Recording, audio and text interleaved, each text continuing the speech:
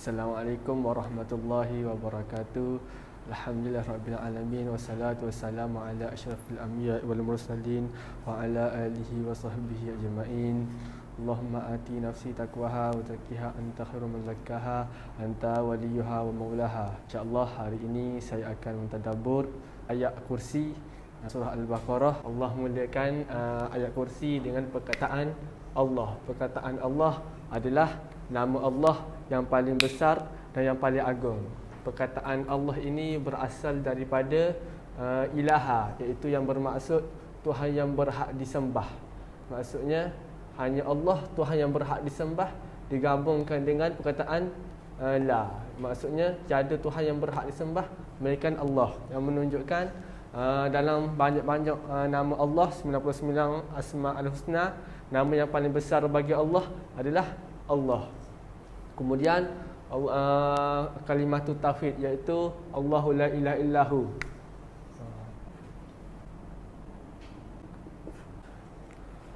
Kalimah ini adalah kalimah yang paling afdal. Nabi kata perkataan yang paling mulia diucapkan oleh aku dan Nabi sebelumku adalah la ilaha illallah. Maksudnya bila kita mengucap la ilaha illallahnya, maksudnya kita mengakui bahawa hanya Allah ialah Tuhan yang berhak disembah. Maksudnya tiada perkara yang kita boleh bertawakal kecuali kepada Allah, dan tiada peraturan yang kita boleh ikut kecuali peraturan Allah, dan tiada perkara yang kita boleh takut kecuali hanya takut kepada Allah. Semuanya adalah Allah. Bila kita mengucap dua kalimah syahadah ni, maksudnya semua lagi perkara jahiliyah tu kita tak boleh buat dah. Hanya kena berpandukan Allah dan Rasul. Terusnya Allah mengatakan dua sifatnya,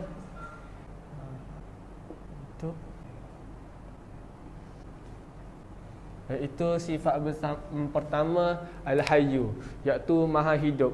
Maha Hidup Allah ni tidak akan sama dengan manusia, kerana kehidupan Allah ini tidak ada permulaan dan tidak ada perakhiran, iaitu kekal.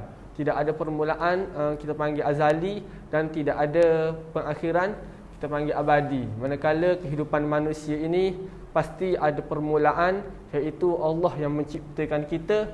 Kemudian Allah akan matikan kita. Kemudian Al-Qayyum, maksudnya Allah maha berdiri dengan sendirinya.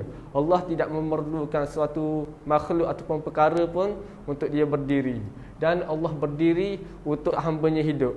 Maksudnya semua orang patut bergantung kepada Allah. Maksudnya Allah nak ayat sini, amat bodoh manusia yang bergantung kepada selain Allah.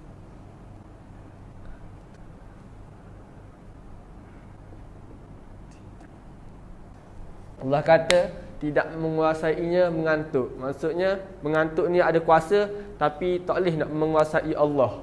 Dan Allah kata dan tidak juga tidur. Allah mengantuk pun duk, tidur pun duk. Walaupun perkataan hampir serupa, tapi Allah sebut dua-dua untuk menunjukkan kehebatannya. Ada manusia ni dia mengantuk tapi dia tak boleh tidur. Lepas tu ada juga hak dia boleh tidur tanpa dia ada mengantuk. Tapi Allah ni dua-dua pun tak ada bagi dia, menunjukkan kehebatannya. InsyaAllah kita akan teruskan sambungan tadabbur kita pada ayat surah Al-Baqarah ayat yang ke-255.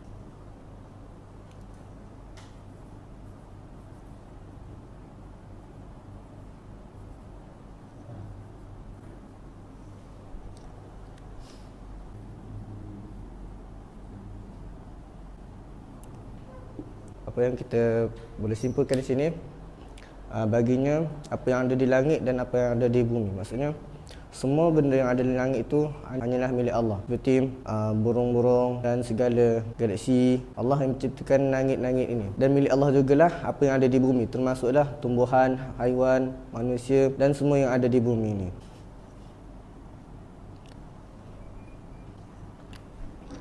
Ayat seterusnya, man dzal ladzi yashfa'u 'indahu illa bi'idznih. Tidak ada sesiapa yang dapat memberi syafaat di sisinya kecuali dengan izinnya. Dekat akhirat kelak, tidak ada sesiapa pun, walaupun Nabi kita, yakni Nabi Muhammad SAW yang hebat pun, tidak akan dapat memberi syafaat kepada kita semasa kita di padang mahsyar kelak. kecuali dengan izin Allah. Dan Nabi juga tidak dapat menolong kita pun, dan tidak ada sesiapa yang dapat menolong kita kecuali dengan izin Allah. Kalau Allah tak izinkan, maka Nabi pun ataupun malaikat pun ataupun sesiapa pun tidak dapat memberi syafaat kecuali dengan izin Allah. InsyaAllah ana nak sambung tadabbur ayat kursi daripada surah Al-Baqarah ayat 255. Ya'lamu maksudnya dia mengetahui.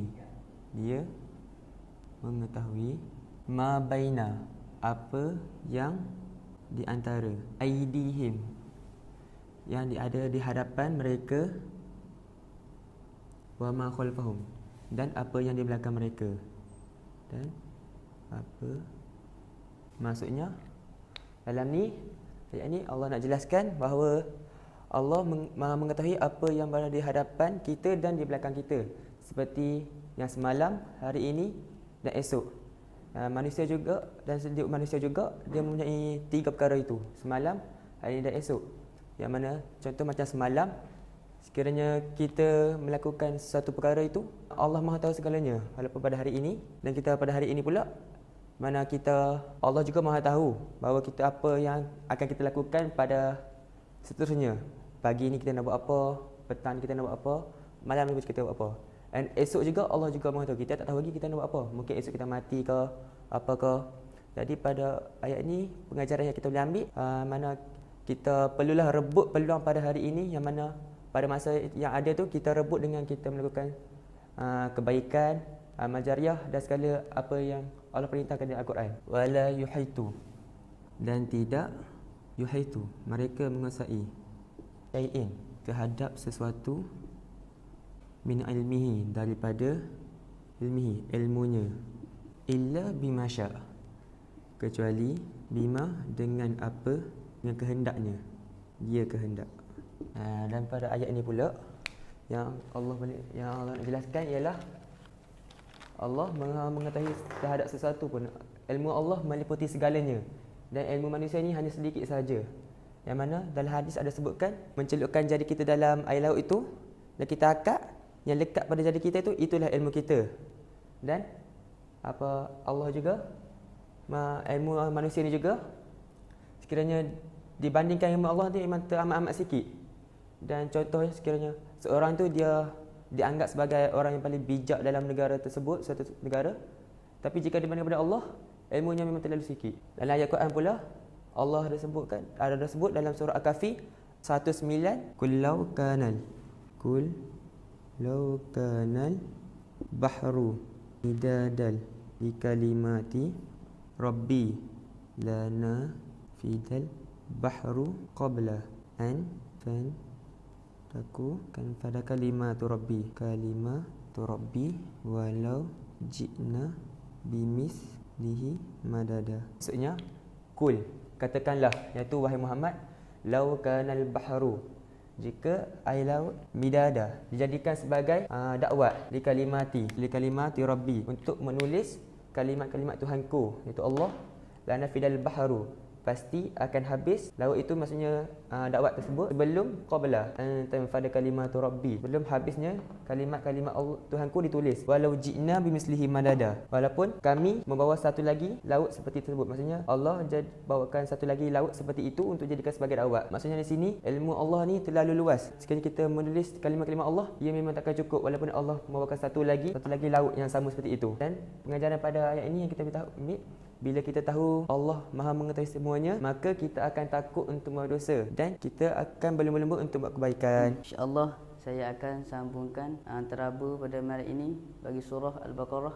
ayat 255. Wasi'ah meliputi kursiyuhu, kursinya, as-samawat, langit-langit, wal ard, dan bumi. Jadi sifat Allah yang seterusnya adalah kursi Allah meliputi langit dan bumi. Allah nak ayat sini bahawasanya kursi Allah ni ia menunjukkan tempat duduk yang kukuh, dan ia boleh diterjemahkan sebagai ilmu. Ilmu ni ia seumpama seperti kursi yang kukuh. Jadi kursi Allah ni ia lebih besar daripada langit dan bumi, dan arasy Allah ni ia lebih besar daripada kursi Allah. Seterusnya wala yauduhu, dan tidak yauduhu membebankan, hifzuhuma, kedua-duanya. Jadi sifat Allah yang seterusnya adalah dan tidak membebankan keduanya. Maksudnya gapo hak kita nampak atas muka bumi ini semuanya ia tidak membebankan bagi Allah. Bahkan Allah Subhanahu Wa Taala ni ia bukan sahaja pencipta langit dan bumi, bahkan Allah ni dia boleh menguruskan kesemuanya dan ia tidak membebankan Allah pun. Tetapi kenapa Allah Subhanahu Wa Taala